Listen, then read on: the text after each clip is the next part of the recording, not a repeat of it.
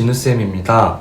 오늘은 편입 합격을 결정짓는 5가지 꿀팁에 대해서 아주 자세하게 말씀드리려고 합니다. 많은 분들이 기다리셨던 만큼 알차게 준비했으니 꼭 집중해 주셔서 편입 준비하시는데 많은 도움 얻어가시길 바랍니다. 그럼 바로 가시죠. 우선 첫 번째 꿀팁은 가장 기본적이면서 너무나 중요한 부분인데, 학생들 개개인이 왜 편입을 해야 하는지에 대한 동기부여와 목적의식이 분명해야 된다는 게 첫 번째 꿀팁이 되겠습니다. 가장 중요하다고 언급을 드렸듯이 내가 왜 편입을 준비하고 있는지, 왜 이러한 노력을 하고 있는지에 대해서 스스로가 납득이 되어야 합니다. 왜냐면 동기부여와 목적의식이 뚜렷하지 않으면 도중에 편입을 포기할 가능성이 커지기 때문입니다. 실제 편입을 포기하는 분들 대부분은 가벼운 마음에서 시작을 하거나 부모님의 권유에서 시작을 했거나 혹은 주변 친구들이 하니까 나도 덩달아 시작한 사례가 많은 만큼 왜 편입을 해야 하는지에 대한 동기부여와 목적의식은 너무나도 중요합니다. 두 번째는 편입영어, 공익영어 공부 전략인데요. 실제로 요새 인서울권 대학교를 보면은 편입영어를 반영하는 학교들이 굉장히 많습니다. 심지어 공익영어를 보는 학교였다가 편입영어로 바뀐 케이스도 많습니다. 대표적으로 동국대, 그리고 경희대가 있죠. 경희대는 공익영어를 안 보진 않지만 공익영어 비중을 절감하고 그 비중을 편입영어에 치중하는 방향을 선택했습니다. 그만큼 공익영어 성적만으로는 선발하기에는 무리가 있다는 것이죠. 그리고 최근 핫한 정보죠. 믿었던 시립대마저 공익영어에서 편입영어로 바뀌었습니다. 그렇다 보니 많은 학생들이 혼란에 빠졌지만 이럴 경우엔 내가 원하는 목표 학교를 정한 다음에 그 학교 요강을 살펴보시고 공익영어와 편입영어 중 어느 유형에 투자를 해야 하는지를 식별해 주시면 됩니다. 하지만 여러 학교에 지원할 거라 2가지를 다 공부해야 될 경우에는 편입영어 먼저 공부하세요. 편입영어를 공부하면 토익에서 RC 부분은 자연스럽게 해결이 되다 보니 2가지를 같이 공부하되 편입영어 개념을 먼저 제대로 익혀주시고 토익은 추후 문제 유형 위주로 익혀주시는 게 편입영어와 공익영어 2가지를 확실히 잡을 수 있는 가장 현명한 공부법이 되겠습니다. 추가로 노베이스여서 영어 공부를 시작하기에 두렵다는 분들도 적지 않은데 합격자 비중 통계를 보게 되면 노베이스 출신들도 꽤나 많습니다. 실제로 편입학원을 다니게 되면 초반에 레벨 테스트를 거치게 되는데 이 테스트 난이도는 중학교 영어 시험 수준으로 출제가 된다고 합니다. 하지만 이것도 못 푸는 학생들 비중이 90% 이상일 정도로 노베이스인 학생들 비중은 굉장히 많기 때문에 전혀 쫄 필요가 없다는 겁니다. 세 번째는 전적대학교와 전적대 성적의 부담을 내려놓자입니다. 편입학원에서는 보통 전적대 성적보다도 시험에서 한두 문제 더 맞추는 게 이득이다 라고 얘기를 하는데 이 말은 사실입니다. 시험은 절대평가가 아닌 상대평가다 보니까 본인과 같은 학교에 지원한 학생보다 시험에서 한두 문제 더 맞추시면 합격하시는 게 맞습니다.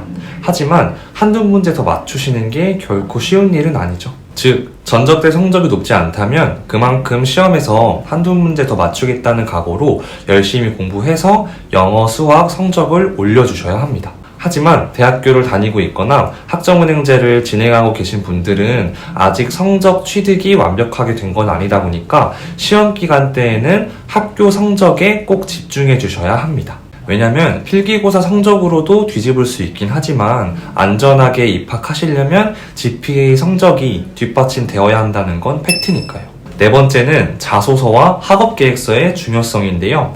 많은 분들이 놓치시는 부분이기도 한데 자소서와 학업계획서는 정말 너무나도 중요합니다, 여러분.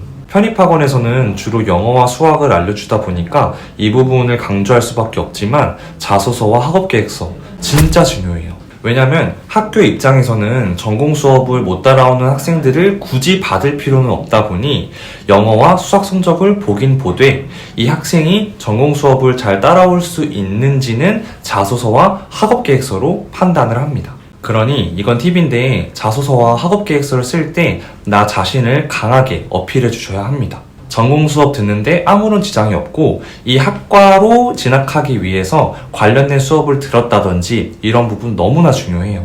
이렇게 간절하게 표현하신다면 교수님에게 채택을 받고 높은 점수를 받으실 수 있습니다. 하지만 자기소개서와 학업계획서를 쓰려면 목표 학과도 분명해야 되겠죠? 과가 정해졌다면 나만의 스토리를 미리 구상하시는 것도 하나의 방법이 될 수 있고, 학교를 다니고 있다면 조금이라도 연관된 수업을 하나라도 들어서 나중에 어필할 수 있게끔 하는 게 너무나 중요합니다. 그래서 저는 가능하다면 돈을 줘서라도 첨삭받는 방향을 추천드릴 정도로 자기소개서와 학업계획서는 정말 너무 중요합니다. 그러니 이 부분 꼭 인지해 주셨으면 좋겠습니다. 5번째는 선생님 선택 기준인데요.